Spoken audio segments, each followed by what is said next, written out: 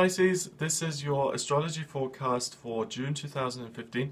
I'm going to do it a little bit differently this month. I'm not going to draw a tarot card for you to give you an overall theme.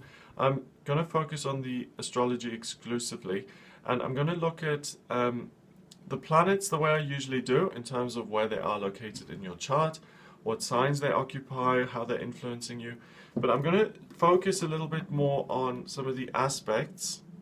So the relationships the planets make with each other and how that creates a much clearer overall picture for you in June, okay, and what's coming up. So it may take a little bit longer this month, so please, I hope you can join me for this report, but it will give you a more in-depth view. Now, the first thing that I notice about your chart here in June is that Saturn is right on top of your midheaven, and that your midheaven, transiting midheaven, is right on top of your IC in your chart, okay?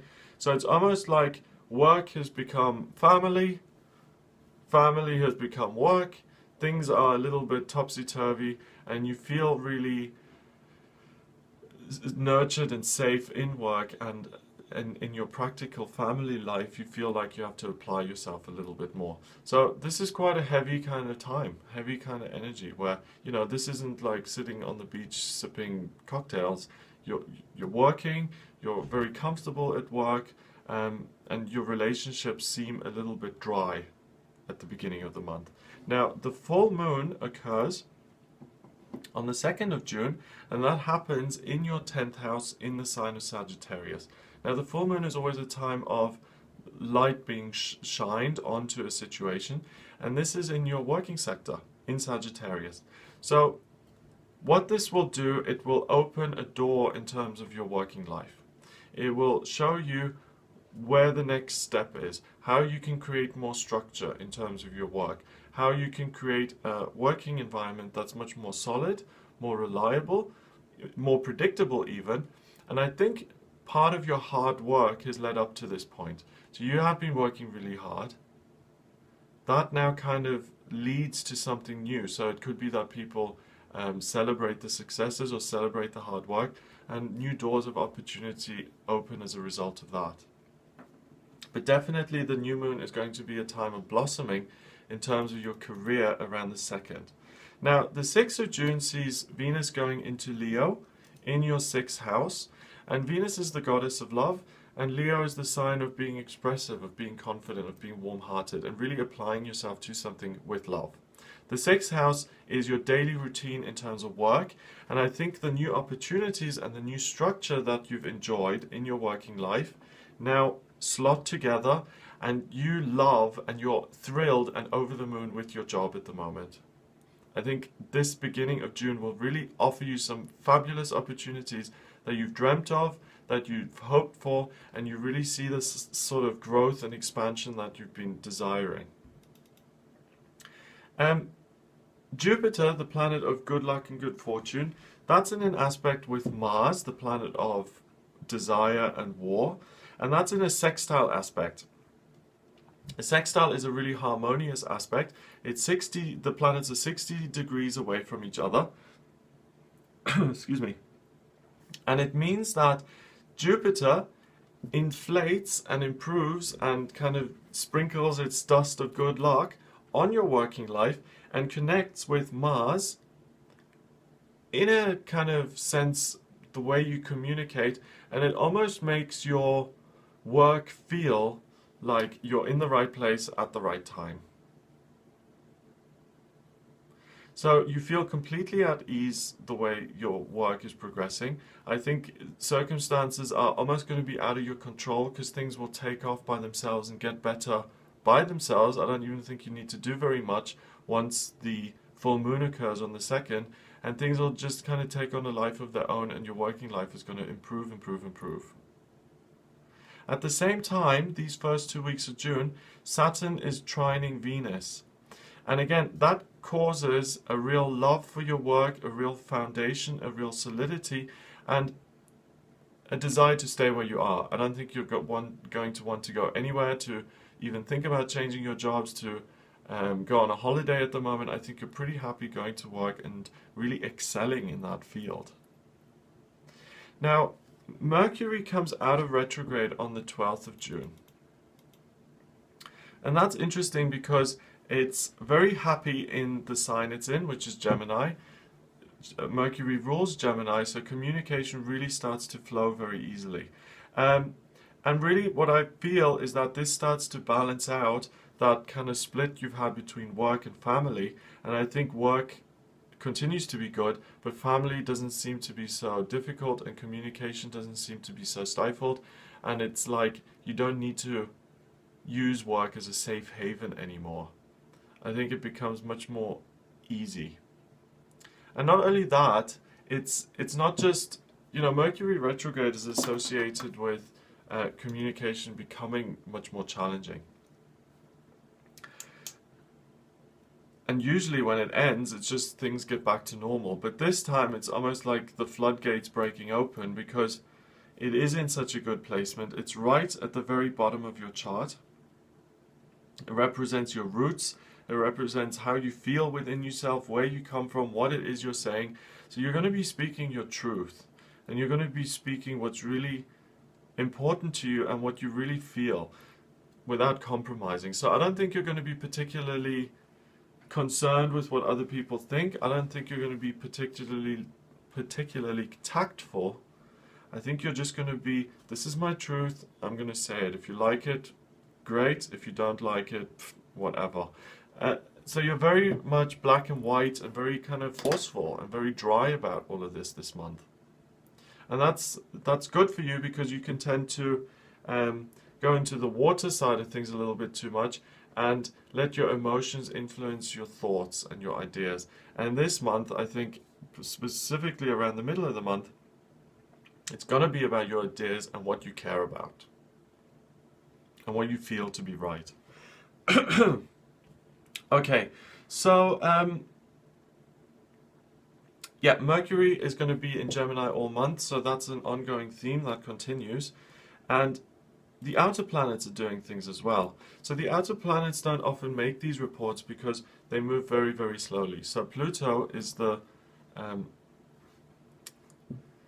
planet in the solar system that's furthest away, and it moves very, very slowly. So it can stay in one house for as long as 5 years. So the aspects it makes are going to be more generational. They're going to impact people as a whole. Okay? But there's one interesting thing that's happening this month. And Pluto is the planet of rebirth and regeneration. In mythology, it was the underworld. And that has been in a square aspect with Uranus for the last 3 years, since March 2012. Uranus is the planet of rebellion and energy and electricity and miracles that you can't see coming. Now, the square creates tension between them. And the way that's manifested itself for you, specifically Pisces, is that Pluto has been in your 11th house of relationships and hopes and dreams, and Uranus has been in your 2nd house of money and finances. And there may have been a question for you, a friction around the theme of, why haven't I achieved financially what I've wanted to achieve? Why don't I have the business connections in my life? Why don't I have the Jaguar in the driveway? Why don't I have the success that some of my friends have had? And that's a real, that can be a real habit and a pattern. I read today that envy is ignorance and imitation is suicide. That's a Ralph Waldo Emerson quote. And that really makes sense, because if you envy someone, you are being ignorant because you don't know what's going on for them. You're comparing your insides, how you feel about yourself, with someone's outsides, what's going on for them in the real world.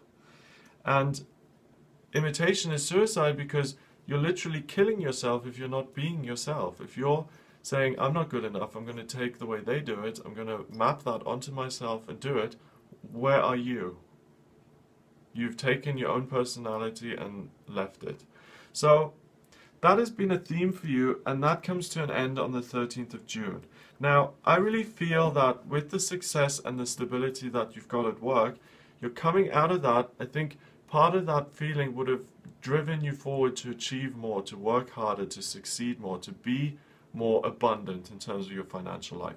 But the angst around it now leaves. You don't need to compare yourself to other people. You don't need to feel less than if you don't have enough money, regardless of whether you're successful or not. I mean, I see that it just so happens that your career now does take off, but even if it doesn't or if it didn't, that feeling of I've got to have, you know, that grasping for more, that really leaves you when these two come out of their square aspect on the 13th of June. The other outer planet that's been kind of at work here is Saturn. And Saturn moved into Sagittarius in December 2014. It too is a very slow moving planet, and it stays there until December 2017. The only time it changes is now over the summer, between the 15th of June and the 18th of September, when it retrogrades into Scorpio. And Saturn is the planet of restriction and structure. And when it retrogrades into Scorpio, your feelings become more structured and you become more limited in terms of your emotions. You don't unearth the hidden depths that you usually would. Okay? So that's going to be quite beneficial to you, really, in terms of your work, because you're not going to doubt yourself or really look at what your real potential motives are, or why am I doing this? What's really behind this? Da, da, da.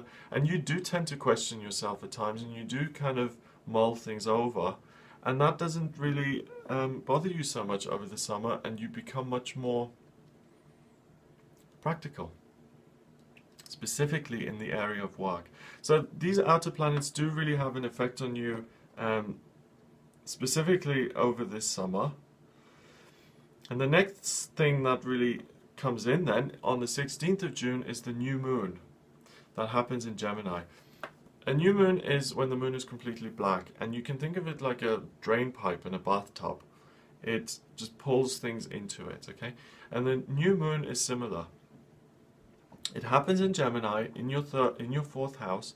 So what it's doing is it's drawing information in about you, about family, about the way you're going to manage your family in future, what you would like to happen with your family life. Do you want your own family? Do you want children? Do you want to maintain good relationships with your family? Do you want to get married? Do you want to... Whatever it is, there's going to be a tendency for you to Pisces to now look at that and say, what is it that I want to achieve? You know, if you want to have kids, usually people start thinking about it in their 20s and they say, well, yeah, I would actually like to have children at around 30 or something, and then they plan for it. But the first thing is to have that decision. And this new moon is going to be particularly powerful because the moon is here, the sun is here, and Mars is right in the middle. So this black moon is occurring right on top of Mars. It's conjunct with it. And when something's conjunct, it blends its energy. And Mars, remember, is the soldier. It's the archetypal male energy. It's what do I want? What am I going to do? So you're gathering all of this energy, preparing for the future. Mars is sitting in the middle of that saying, what do I want this energy for? And it's like boosting Mars. It's like creating the Incredible Hulk of astrology. And it's saying, what am I going to do with my family in future? So I really expect, Pisces, that around the 16th of June, around this new moon period, you're going to get really clear insights and ideas around what your future family life is going to look like. It's worth listening to. It's worth putting into practice. It's worth putting into place. These things come around, and when they come around, it's important to make use of them. Now, Jupiter is also conjunct with Venus from the 17th of June through until the 14th of August. Jupiter, again, the lucky planet of good fortune. Venus, the goddess of love. When they come together, they mold their energies. So what do you love? What do you feel lucky at? And the good news is it's in the sector of work, and it also trines Uranus in the second house of money. So really, your focus on work, your enjoyment of work, your love for work, and all of the things that you're doing there really results in some unexpected benefits in your finances. But that's just a side effect. I mean, no one's going to turn that away. But the real benefit is that you're so in love with what you do at work. And there are so many quincunxes going on at the moment, which I usually call the finger of God. It means there's some sort of karmic purpose at play. And what's happening is that your work and your love for work transforms the way you feel about yourself. It rejuvenates your enthusiasm for the future. You do have hopes and dreams that you can achieve. It gives you a new sense of purpose, new life. It helps you communicate, and it balances out the structure between your desire for family and your desire to succeed at work. And because you are succeeding at work, you can now tick that off and say, right, I've done that, I've got stability, what kind of family do I want? So it's all kind of clicking together and making sense and coming together for you, Pisces, and really you're on your path, and you'll start to feel that around the 20th very strongly. Now finally, Mars moves out of Gemini in the 4th house and moves into Cancer in your 5th house. And this is interesting because Cancer and Mars don't really go together that well. Mars doesn't really like being in a water sign, but you aren't going to be particularly affected by this in a negative way, because you as a water sign can handle feelings of discomfort quite easily. I think you're used to that, certainly. And Mars actually affects you quite positively because it's in conjunction with the Sun in your 5th house, and what it does is it gives you a huge emotional opening in terms of romantic understanding. So, and also, not so much in a fun way, but you become hugely compassionate at the end of June, and you really, the emotional intelligence is just through the roof. You really understand what people are going through. You really have an ability to help them and lead them through it, and you have a real interest in other people's feelings. That's the most important thing, that you care about what other people are experiencing. So at the end of the month, please reach out and help someone who may be struggling. You have a real connection between the head and the heart, and you can help someone who may not be as lucid during this period as you are. So you're really a blessing at the end of the month for someone else. So Pisces, that's it. I hope you found that useful. If you've got any questions for me, please get in touch via my website. It's gregoryscott.com. If you'd like a private reading with me, you can also order that on the website, gregoryscott.com. Just click on the readings tab and you'll see the types of readings that I offer. If you want to email me, you can, readings@gregoryscott.co.uk, and please remember to subscribe to the channel. Have a glorious June, and I'll speak to you soon.